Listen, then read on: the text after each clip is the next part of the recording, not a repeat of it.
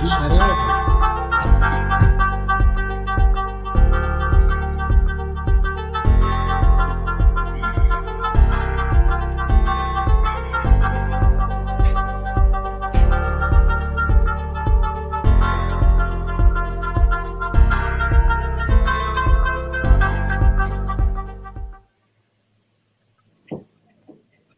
Islam.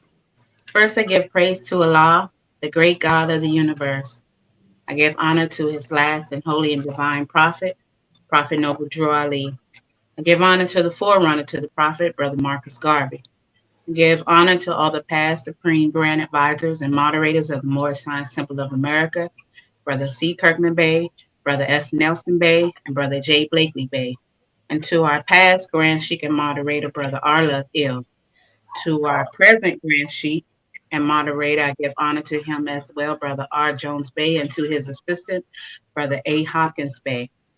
I give honor to all national, state, and local officials. I give honors to our members, our viewers, and our sisters on the panel. Welcome back to Girl Talk, Real Talk, Morris Talk. I am Sister Ingrid Ill from Washington, D.C., Temple 21. Tonight's topic is Sisters, the right hand to the prophet. Islam, Islam, Islam. I like to rise and give all praises to Allah. Honors to our holy and divine prophet, Prophet Noble Drew Ali. Honors to all of you. Honors to all of the viewers, all the listeners. Honors to our leadership of the Moorish Science Temple of America. Honors where honors is due. Islam. This is Sister Tiffany Hopkins Bey out of Temple number 11, Philadelphia, Pennsylvania. Islam. Islam. I rise giving praise to our Father God Allah and honors to our prophet, Prophet Noble Drew Ali. I give honors to everyone that the sister gave honors to earlier. I give honors where honors due. I give honors to each and every one of you.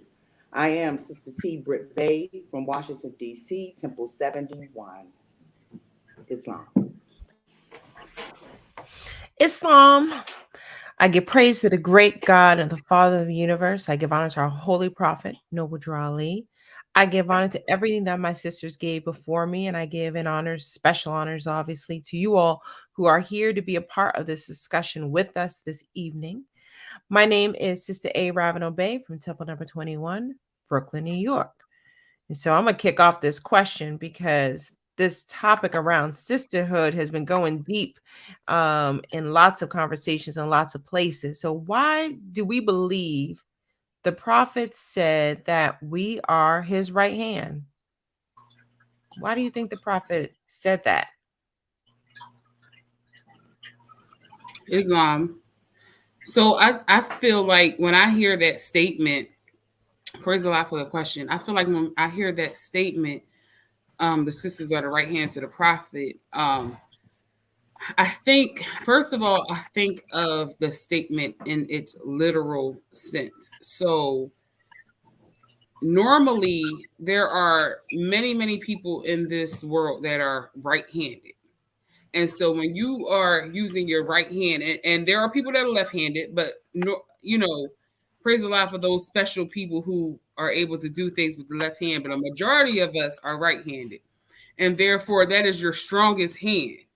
That is the hand that you use to do most things. So when I think about it in that sense, sisters were and are still to this day the help, the significance help to the prophet. So with that being said, I feel like us as sisters in the movement, it's almost like he relies on us type situation. He depends on us type situation. So, whatever we are able to do in our sisterhood with each other is assistance to him and the movement, because we're able to put our heads together and do what's necessary to get done. That's just from my perspective. Islam. My thought is that because the prophet said he's calling on all strong men and women, right? And to me, I guess he was thinking, sisters gonna get it done. Whatever needs to be done, the sisters gonna get it done. It's not to slight the brothers, because we know for a fact that y'all do a great and grand part. But when Moors are traveling out of town to the temples, it is the sisters who prepare meals and their homes and the temple and halls, and decorate and make the food and so on and so forth, to welcome other Moors into their city. But yeah, that's my small portion. Islam. This was not only was it a very interesting and good question.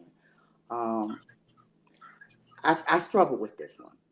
I really did, and I'm just want to share briefly my thoughts, because I don't have anything concrete to speak on.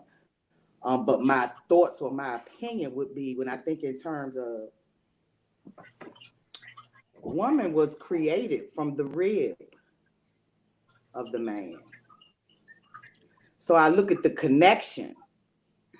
What other person than to be the right hand to the prophet? The connection that woman has with man. I really don't know how to word it. And once again, this is just my opinion. I can only think in terms of the connection of the two. And I think in chapter, 21, all that the woman is capable of and what she brings to the table. I don't know. I really don't have a really good answer for that one. I'm sorry, viewers.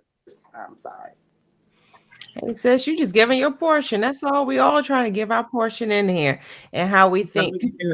Because, when I think about it, I think about a few things. I think about one, at the time when the prophet said that, those women were probably so suppressed. Women in the world have been suppressed. Their voices have been suppressed. Their contributions are not always recognized. They weren't allowed to do things, back in 1929. Just think about the significance of how he uplifted when the prophets have a deeper appreciation for womanhood, which I think is still true to today. So I think about how it's almost like he empowered the sisters to understand their importance to the movement. I also think that when I think about the right hand, when somebody is in, when you got a friend, this is my right hand, this is the person that you can rely on. It's the person that will see from a different angle to help you out, that has your back, and I think about that, how we are helping to see from a different point of view. We see Prophet's birthday is a great example where, yes, we need to invite people, we need to have people there, but sometimes the sisters will come in and say, what about some fresh flowers? You see it from a different point of view, and you add your creativity and your gifts that has been bestowed upon the sister to help continue to further the movement. So we're in conjunction with the brothers. It's a complementary, as the way I see it. It's like we're complementing each other, and we are asked to step up and do that, and to bring our portion of how we see the world and how we have to help bring the movement. I mean, who is going to raise the youth? The prophet or the sisters are raising the youth. The sisters on the front of the questionnaire. So, this, to me, it's like I feel honored to be in this movement, because I've been around others who are in other places or in other spaces, and they're not always respected the same way. I feel like we have been blessed for that. So that's just my thought on it. But again, it's just, I thought it was interesting. Praise a lot. And just to add on to that, because when that's a good thought. Help me out. So just to camel walk with the sister, thinking about back in the day when the sisters were very oppressed, as far as society, with that, you also have to look at the responsibility and the duties of the sisters back then. Because I feel like the responsibility and duties of sisters back then were tremendous. Yes, we had our brothers that were, out here trying to work and take care of their families. But the sisters had the responsibility and duties to take care of their family and others' families. So therefore, whether it was something that they were forced to do, and had to do it with a smile on their face, even though, that might not have been what they wanted to do, they had to wear those many different turbans. They had to do all those different things because that was what was necessary back then. So when they were working for the prophet and doing those duties and responsibilities, it came as a joy to them because the prophet had brought back, nationality and was basically teaching them to be themselves. So those duties and responsibilities came with a pleasure. So therefore, him knowing that he could depend and rely upon them because he knew that they could do the work. He knew that they could, handle what he may have asked or needed them to do at that time. But the fact of them doing it with peace and love in their hearts, while doing it for the movement was a blessing. And so I think when it's a situation where you're doing something where you are respected and valued, and then you get to give respect and value, it's those things go hand in hand. So I think that's a part of the reason why the statement was being the right hand of the prophet as well. Wow. Praise God. When you just said that thought too, it just made me think, Temple 21 was started.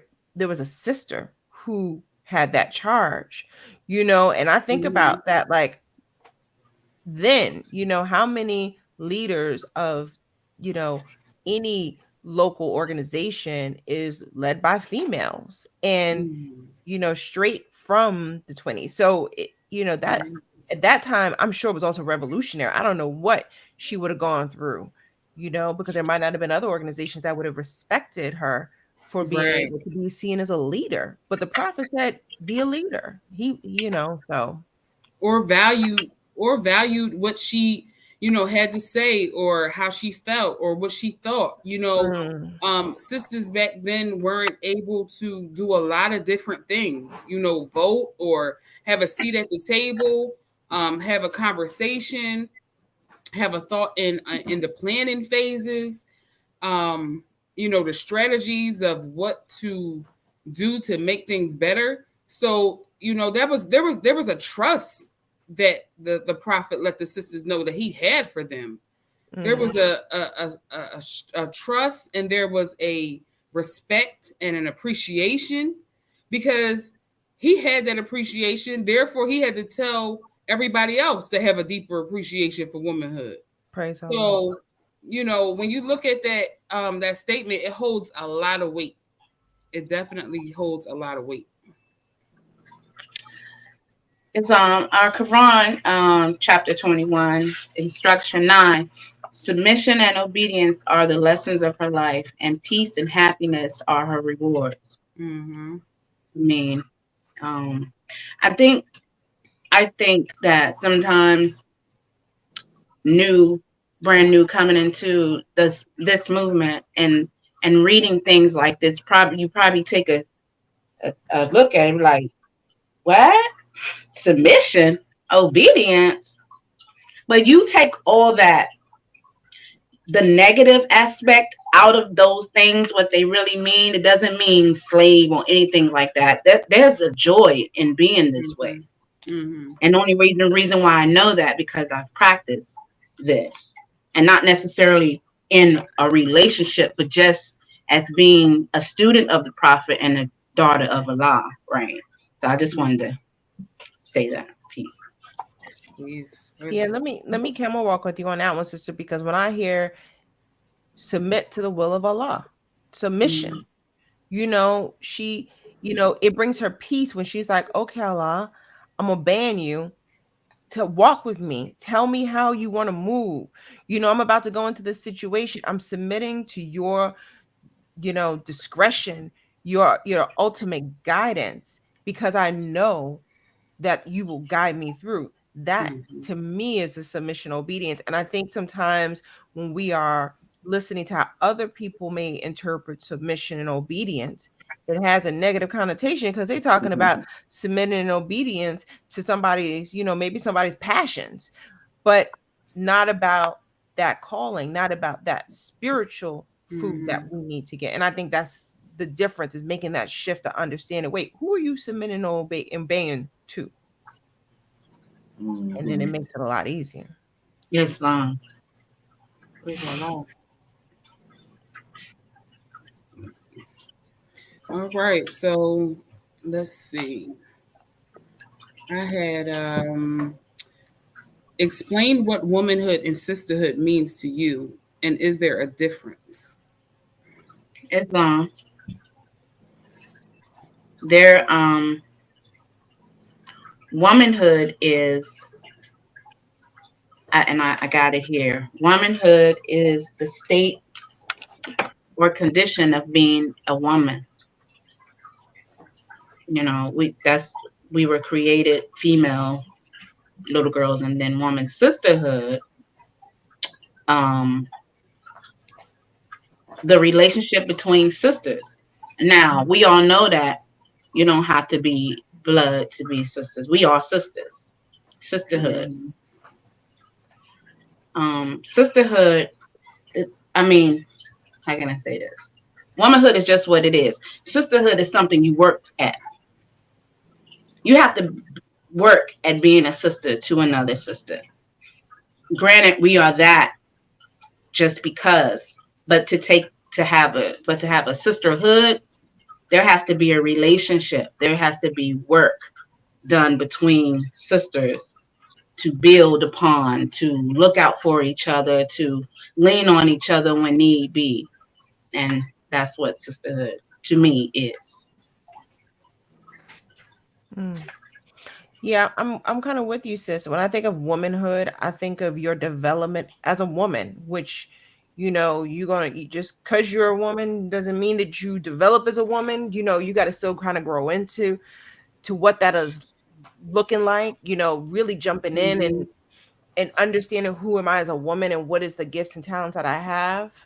Whereas I think sisterhood is that bond that I figured out how to have with other sisters. If I'm going through something, I can rely on this tight group of women who will be able to help me and support me and guide me and give me advice and support throughout that.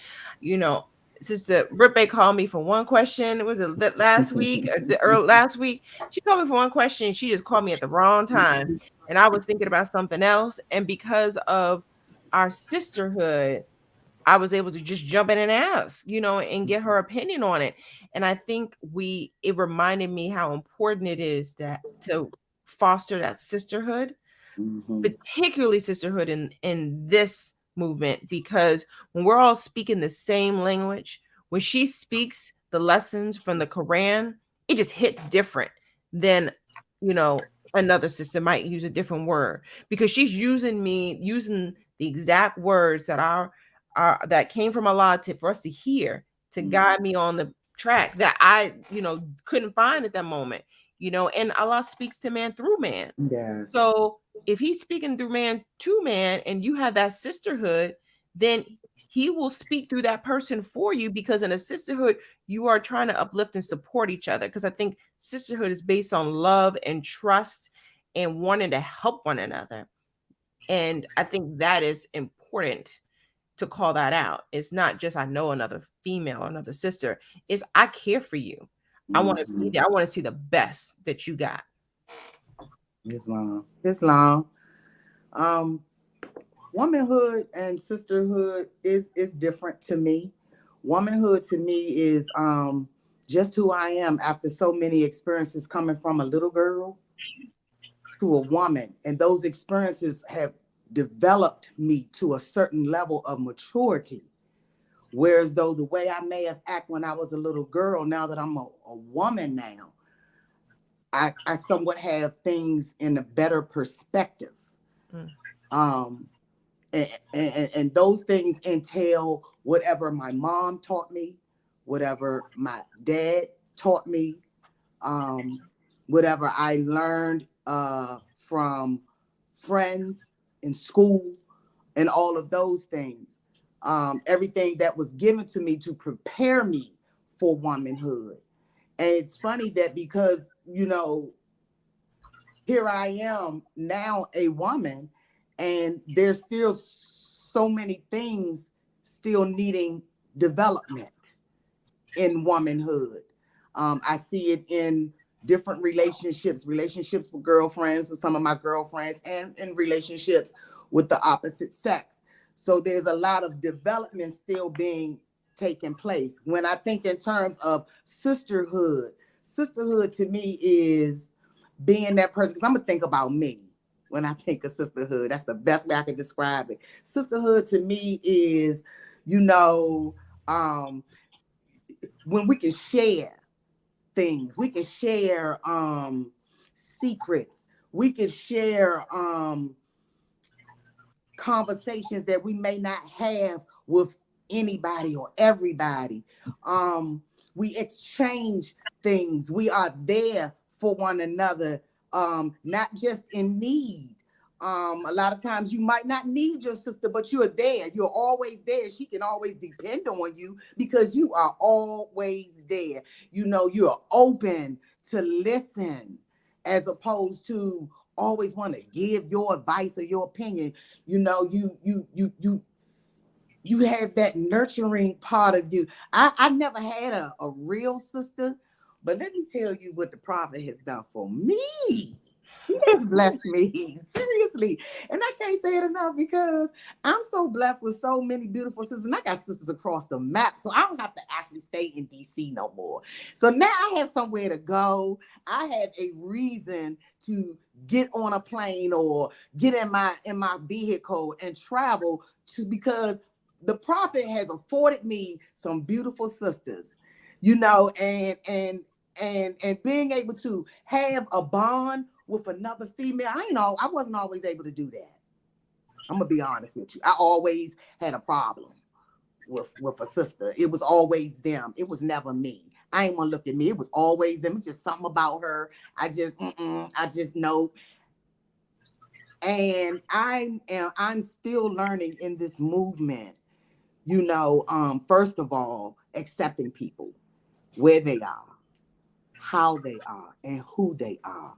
And remembering they striving just like me. When I have the thought to say something about somebody, I have to remember they striving just like me. But you all on this panel, and some of you are watching right now, some of you sisters that I speak of in this movement, I love you all so much because you all allow me to see me, and praise Allah that I am open to looking at me today. I wasn't always like that. And sometimes you don't like what you see in yourself, but it's okay. Because guess what? I'm a creator and I can change all of that about me. And that's what's so bomb about it. Like, you ain't gotta stay that person. You don't have to stay that way. But you all are a mirrored reflection. And that's what I love about sisterhood. I'm at a maturity level, that's that womanhood in my life, that I can look at me, I can look at you all, and the moment I think something negative about you, I got to step back and look at me. And I can do that today. Praise Allah that I'm able. The word has allowed me to do that. The acceptance of truth has allowed me to do that. So sorry if I talk too much, but yeah, sisterhood and womanhood are different to me. So that's it. Peace. Peace. Praise Allah. So, praise Allah for the question, because I think at times, we think that, sometimes when you say the two, you think they're one and the same. And I feel like they're very different from my perspective. So womanhood to me is basically everything in chapter 21. Everything in chapter 21. Everything. Because, regardless of how you were raised or brought up. You learn things from your family. You learn things from your parents. You learn things from your grandparents. From it, life is a constant circle of learning all the time. And I think that the prophet laid it out to in chapter 21 to what womanhood is for me personally. And I'll just go to one of the instructions. For instance, I'm gonna go to instruction 5. Lo, yonder she walketh in maiden sweetness, with innocence in her mind and modesty on her cheek. Praise Allah for growing up in the world, and that was not a part of the world's teachings to me.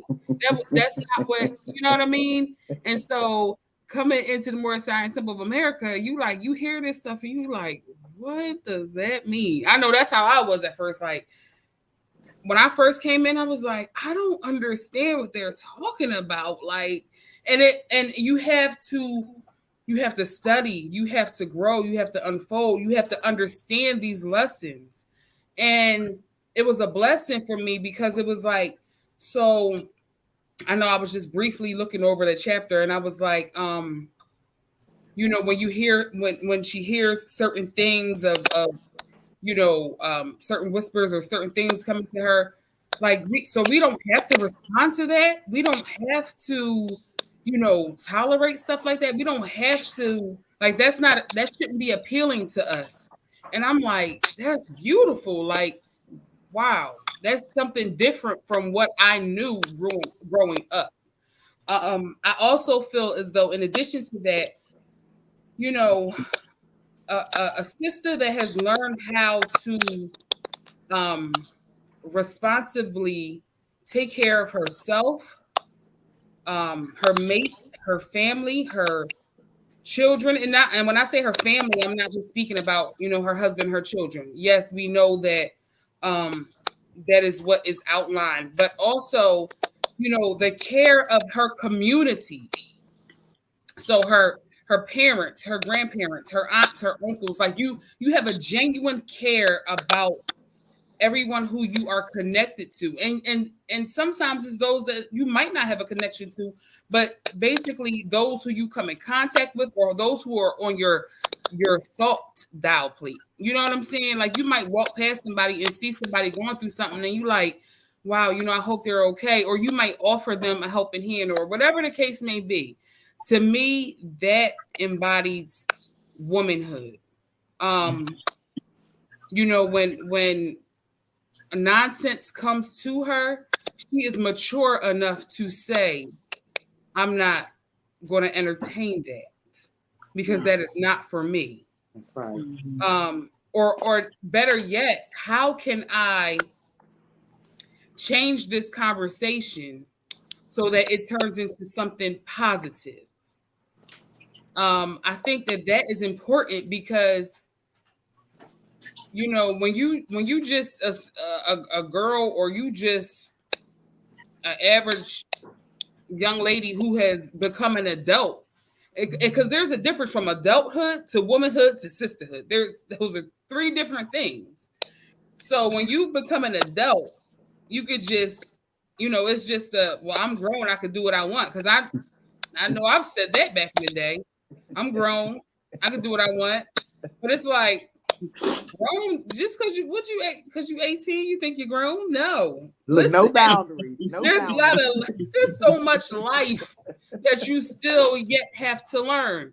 And being grown does not just mean because you turned 18 and legally that makes you a grown woman. Listen, there's some things. You know what I mean? There's some things you got to go through. There's some things you still learning. I think at this point, you are able to make decisions on your own, but are you going to choose right or wrong? Right. That's a part of that question. Are you going to choose right or wrong? So for me, that's womanhood, knowing how to be more positive, and is separate from adulthood, but being able to take care and mind and maintain your own business. I think that that's something that I had to learn and I had to feel good about, because I'm not a person that minds other people's business. Like, that's not my twist. Like, I will ask you, are you okay? How's everything going? Praise the Lord. If you need help, I will try to help you. But I'm not like, oh, such and such did this or such and such said that. Like, I can't deal with stuff like that, because to me, it's like it's fraudulent. I would just say it's fraud. Like, we in Philly, we say that's a fraud. You're a fraud. But so I don't deal with that fraud stuff. But praise the Lord. Just having the lessons and being able to mind my own business, which means basically take care of me and my situation, that is womanhood. Now, when it comes to sisterhood, I feel as though that's a different thing, because others are relying on you. They're relying on you to be what you say you are, and they're relying on you to be of assistance. So praise the Lord, I don't have any biological sisters. You know what I mean? Mm-hmm. So through this movement, I have learned what sisterhood truly means. And I'm grateful for that, because I feel as though it's something, growing up, I didn't have. I didn't know any better. The people I was around, they weren't the most positive females. You know what I'm saying? Like, mm-hmm. You know how it's like females are like competitive with each other, or they argue, and it's always I don't like her for this and I don't like her for that. And I was like, I promise y'all, when I got 18, I remember being 18, and I asked my mom, I said, why are women like this? And she said, sometimes they're jealous. And I said to her, I don't even have anything for anybody to be jealous of. And I sincerely felt that. And I still to this day feel like the jealousy thing, that's not something that I comprehend or understand, because I feel like we all have value in our own way. So there's no need for one sister to be jealous of another. If you need to know how I got where I am or what I have you want, trust and believe I'm going to help you, because I want for you what I want for myself. The success of you is my success as well, because we're sisters. So I don't have any malicious feelings towards you. Mm-hmm. But sisterhood, and praise the Lord for the prophet, and letting us know that we are brothers and sisters. It's just been a blessing to learn and understand what it means to be a true sister in the best way that you know how, and to consistently grow in that. Mm. Praise the Lord. That was excellent, sis. I like that. Yes, that was long, but I had to get it out. Praise the Lord. But you spurred a thought to me, which is, when you join the movement, you go from, Amira Ravin-Obey to Sister A. Ravin-Obey. We all get that brother and sister designation that comes with joining the movement. And there are no happenings. Why do you believe the prophet made it where we address each other as brother and sister? Mm-hmm. And it seems small, but to me it's powerful, because it put a different. You got to wear another turban. If you did, you got another job. And when you were speaking, made me think about the chapter a few chapters after that, 25. That covenant we got. It says, "Let the bonds of affection therefore unite thee with thy brothers, that peace and happiness may dwell in thy father's house." We have to see each other as family. Yes. So whether we biological or not, and that could be sometimes the hardest one, depending on your situation, we have to see each other with a different level of affection, and I always think that's an interesting word. Oh my goodness, I can't think of the brother's name. It was a brother that spoke on a Friday night a while ago, and he said the prophet called himself his affectionate leader. I'm your affectionate leader. And that's a really powerful word. When he broke that down, like, what does the word affectionate mean? Mm-hmm. It means I'm assuming not a drill sergeant where I'm cold to you. It means I have love and compassion for you as your leader. And if we're supposed to have affection for each other, it's go back to, we talked about this. Sometimes you got to watch how you say something to somebody, because you could have, whatever the recipe is, it ain't following. It's like the cookie ain't good. It's like, well, you could have said that a little different. Right. You know what I mean? You ain't got to say it like that. You're Right. supposed to have affection to your brothers and sisters when you're right. doing it. So, yeah, when you said that, sis, it just kind of had me reminded of that word, of that sisterhood, how important that brother and sister is in front of our name. And when you said it, sis, you hit it. When we separate in the world, we have to remember the relationship that bonds us to love and unity. And I take sister and brother very seriously. If I call you sis, it's because I mean it, or I'm trying to bring about a more harmonious condition for that moment. That's right. So I have to say sis or brother to not to be rude or condescending or sarcastic, but because I'm trying to pull you here. I'm shooting it out so I can pull you where I'm at, right? So we can have this conversation, and I take sisterhood and brotherhood very seriously. I'm going to show y'all something real quick, if y'all don't mind. These are my sisters. And the sister in the red, I didn't know she existed until the day we took this picture. Wow. My daddy took this picture. I was 7 years old, and I didn't even know she existed. That's my mother's middle girl, right? And I haven't seen her since I was 13. I'm 47. I don't know where she is. She doesn't even know what happened to our mother as of yet. So when I call other women sister, I really, really mean that, because we could be here today and gone tomorrow. Absolutely. You never know. Peace. And the smallest nation is a family. Praise Allah. Wow. Right. Who was the first to teach and explain how you were to be respected and treated as a woman or as a sister? And I'll go. I'm gonna say it was my mom.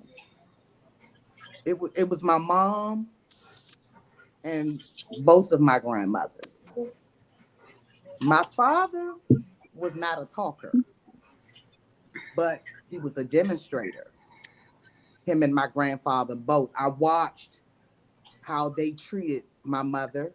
I watched how they treated my grandmothers. I watched how they treated other women whenever they were in our house, at the church, wherever.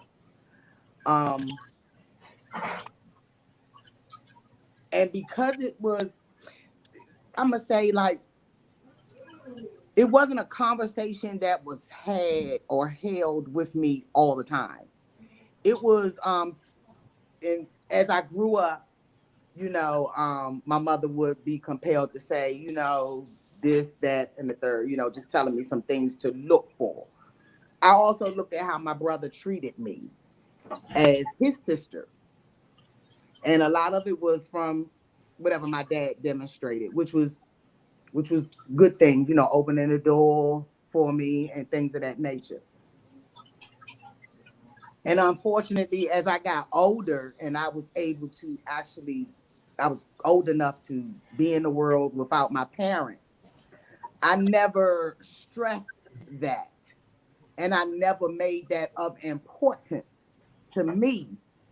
Therefore, I didn't start getting it again until I got here in the movement. And that's a big gap from being a little girl or living with my parents to being a woman now.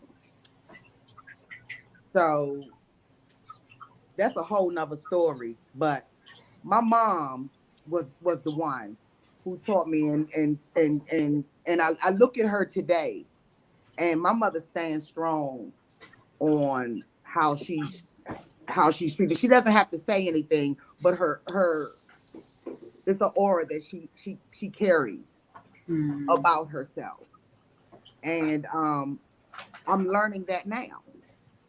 A lot of how you conduct yourself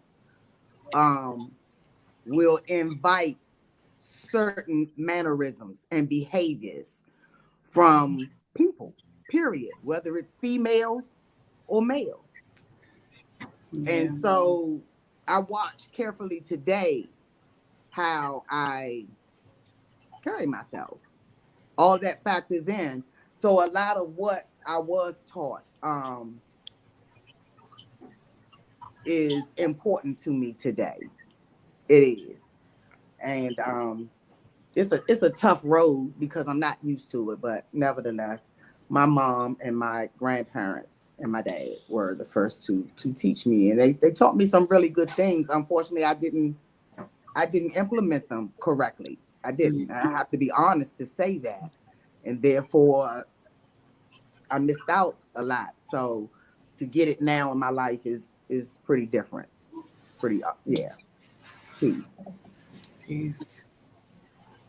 Peace a lot. Go ahead, sis. Okay, sis. Yeah, no, I think that's a wonderful question. Who was that person? Because for me, it definitely was my mother, who she didn't, those that know her, she didn't have to say a whole lot. So when you said that, Sister Birthday, I knew what that was.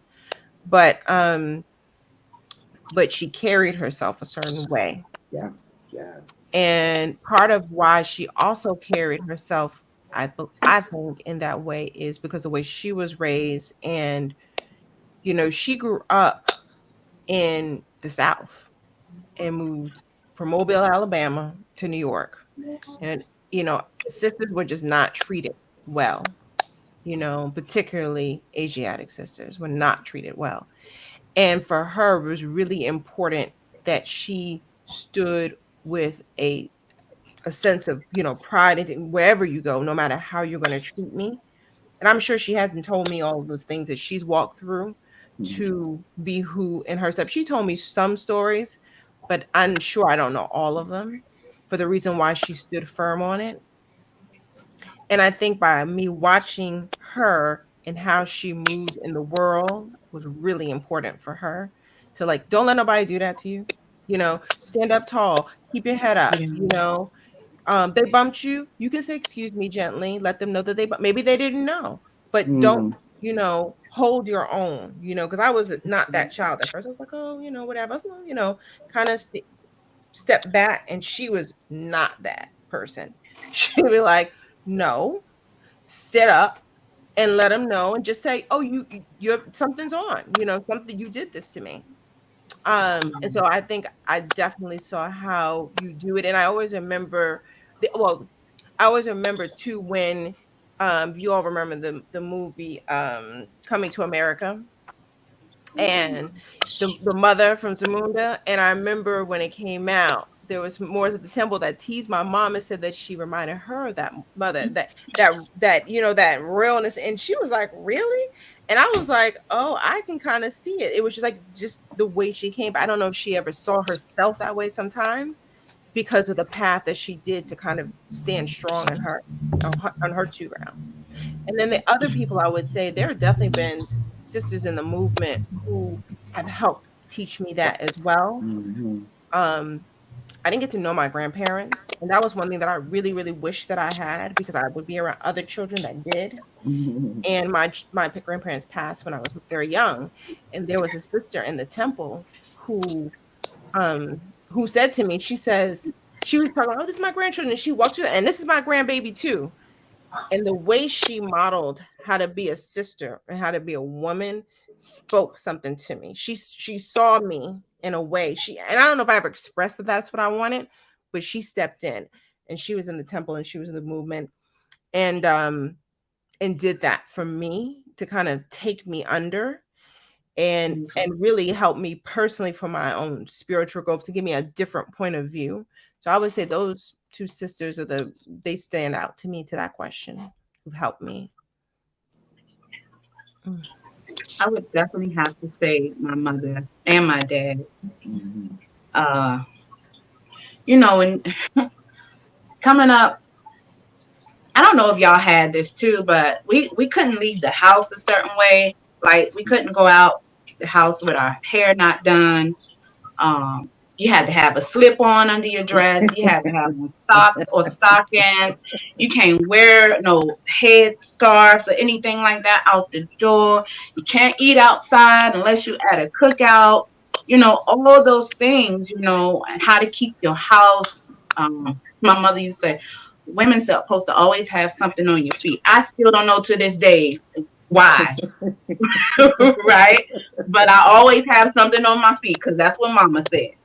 And my father, praise Allah for him too, because he drilled in me that if a man couldn't take care of me as good as him, I better not mess with him. Now I know I dropped the ball a many times, but I heard him. I heard Daddy say that, and I put that on the shelf, and I'm utilizing it now. Yeah, so those two people. Praise Allah. So I would say I was blessed to have my great grandmother around when I was young. And she is so funny because when I think about her today, my husband was able to turn one of our VHS family tapes into a DVD or to some type of file. And I'm able to watch her 60th birthday party. And I was probably like 2 at the time. And I'm in that video. But I just remember her. She was so small, but she was so fierce. She was fierce. And when her having my grandmother was the only child. And she was just as fierce. And those two, they demonstrated so much class to me, but also like integrity. And they had this thing of like they would not take no stuff from nobody. And it was just like watching them at times, I would be like biting my nails because you ain't know what was going to happen. But they were just so, I think at that point, with them being as old as they were, I remember it was at that point where they had said, enough is enough. And we're not going to allow anybody to treat us however. You know what I mean? And in their different ways. I've seen different things from them. But however, it has always been how you're supposed to act, how you're supposed to talk, how you're supposed to look. I remember my grandmother like taking me shopping. I was like not interested in like skirts and dresses and things back then. I was like, I don't know if I was like a little tomboy or what. I don't know, but I used to be so frustrated, and she used to be frustrated with me. Like, I'm trying to take you shopping, girl. Like, you need to get yourself together. It was just deep watching them. And then I would say my mom, because it's so deep because she taught me certain things that I know she did not necessarily do for herself. And I think it was because she wanted me to do better. You know what I mean? You know how you live in a certain life and you want your children to do better or be better or whatever the case may be, not make the same mistakes or go through the same things that you went through. But my mom always taught me, her thing was that I remember, women and girls are supposed to smell like flowers. They're supposed to smell good. And I was so young, and I was like, praise Allah. I'd say that to my girls now, and that's one of the things that sticks out to me. But you learn a lot from watching things that happen and go on. And I think that you learn a lot of what to do and what not to do, what to accept and what not to accept. And I think all three of those women, and my aunt as well, because these were generations of strong, independent sisters that I was raised under. And they showed me, and I'm so grateful, what was acceptable and what was not. And I give high honors to them, because three of them that I have mentioned have transitioned. May Allah be pleased. But I think about them often because they instilled a lot in me to be who I am today. Definitely that respect factor for even those who you may think at times don't need or shouldn't have your respect. I was still taught to respect them because they are a human being. Mm. So I definitely give honors to all of them, and especially my mother, who is still here. I'm so grateful for her. Praise Allah. What are some of your experiences what are some of your expectations for yourself as a sister in the movement? Or do you have any? To be great? No, that's a joke. No, but I really do want to be great. I mean, Right. My expectations for myself is to continue to grow and unfold. Continue to be the best possible Moorish American Muslim queen that I can possibly be. And whether that be, to help and assist others, to show love to others, to, remain humble and faithful, to continuously honor the Prophet and give all praises to Allah. That's what I strive to do every day. And I pray to Allah that I am doing my Father's work, being about my Father's work. Praise Allah. Islam, I concur with this sister. I've always wanted to be active. Before I came in the movement, I was going to the church, so I always wanted to be, active. I always wanted to be used, and that's my expectation in this movement. In whatever, wherever Allah sees fit for me to be used, that's my heart. Wherever I can be of service, whether it's to my sisters or just to the movement itself, or both. Those are my expectations, as I continue to strive and learn more about myself and my place in this movement. I want to first know what my place is. You know what I'm saying? So that I can flourish in that and be used to the best of my ability. And I want to change the narrative about sisters, because in the world it's so much division amongst us. So I want to change that narrative in this movement. I know that just because we're in this movement, that doesn't mean that it doesn't exist. I know that it does, but it stops when you meet Tracy Britt Bay. It stops here. There is no division. You gonna love or not love, but you gonna love me. You know what I'm saying? So those are my expectations, is to just love as much as I can. I like being loved. I love what that feels like. I like being of service. You know what I'm saying? I like what that feels like. I like seeing people smile. So whatever I can do to put a smile on your face, man, yeah, I'll make it happen. So those are my expectations. Just be of service. Praise Allah. Praise Allah. Yeah, I mean, I think for me, when I think about the expectation I have is about that submission and obedience, and being able to give to this movement to further it, to take, it's almost like, when someone says, you walk in a room, you see a piece of paper, you saw the piece of paper, pick it up and clean it up. You don't need to say, well, that ain't my job. You don't need a title to pick up a piece of paper. That's right. If you see something that needs to be done, you just do it.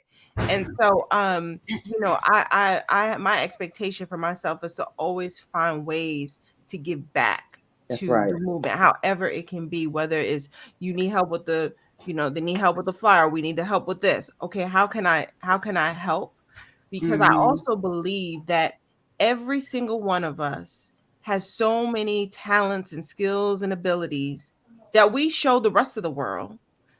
I believe we can turn that right back into home. If we have, I'm gonna just obviously pick on Sister Hopkins, bag, because I can. We know she has a talent with the taste. She can move the taste buds. She know how to cook. And so it just makes sense that she would be serving.